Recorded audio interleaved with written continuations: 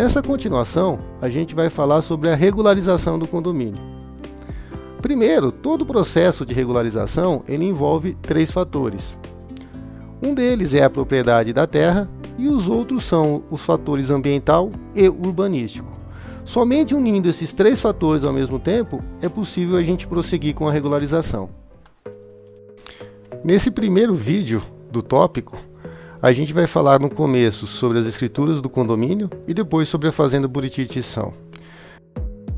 Quando a gente olha para a escritura do condomínio, a gente vê que a área dele deveria ser de 38,7 hectares. Porém, se você analisa o mapa do nosso condomínio, a área já está em 62 hectares. Na verdade, se a gente respeitasse esse tamanho de 38,7 hectares, a área do condomínio seria bem menor. Lembrando que essa é só uma aproximação da área feita aqui pelo Google Maps. Agora, essa área que foi definida, ela foi definida com base no que eu acredito ser o mais provável para o condomínio. Qualquer outra área que desse 38,7, em tese também estaria dentro do esperado. Esse é um problema que talvez tenha que ser resolvido. E pode ocasionar que a gente vai ter 2 regularizações diferentes, uma para cada parte do condomínio. Outra situação, talvez ainda até mais complicada, é a da fazenda Buriti de Tição, onde nosso condomínio se encontra. Originalmente, ela foi até considerada como terra particular. Porém, documentos posteriores do governo do Distrito Federal colocaram como se ela tivesse sido desapropriada. Mais ou menos metade da sua área, de 1.600 alqueires, teria sido desapropriada, enquanto a outra metade da área continuou como particular. Agora, o que isso significa para o nosso condomínio? Bom, o primeiro ponto aqui é entender o que é desapropriação em comum. Normalmente as coisas ficam bem divididas e a gente acredita que numa desapropriação a área que foi passada de controle para a terra cap foi delimitada, então você tem uma parte particular e a parte da terra cap, mas isso está incorreto. Numa desapropriação em comum, não há uma demarcação da área que foi desapropriada, e toda a terra fica pertencendo ao mesmo tempo à terra cap e ao particular. O melhor jeito que eu achei para entender isso foi usando a palavra comunhão, que aparece no meio desses termos. Nesse sentido, a gente pode imaginar que é como se fosse um casamento entre o particular e a terra cap. Por mais engraçada que seja a ideia, é o melhor jeito de explicar o que acontece com os bens nessa situação. Tá?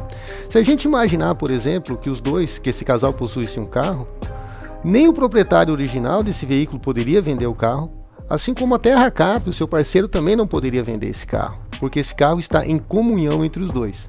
Ainda que eles possuíssem 2 carros idênticos, nenhum dos dois poderia vender qualquer um dos 2 veículos.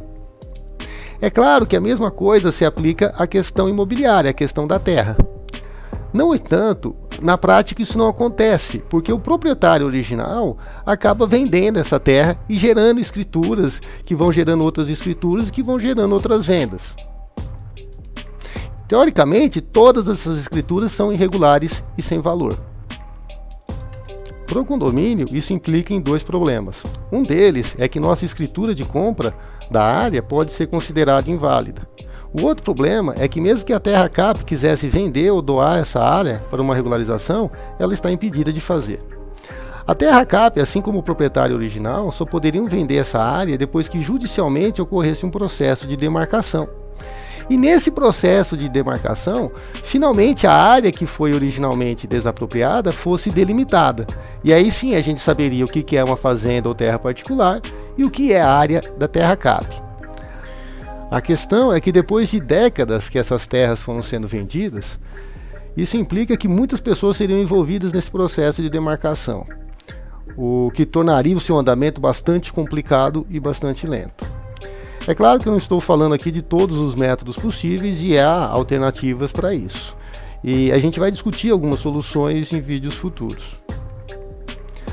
Com isso, a gente termina essa primeira parte aqui falando sobre a regularização do condomínio e a gente vai continuar nos próximos vídeos com a parte ambiental e a parte urbanística.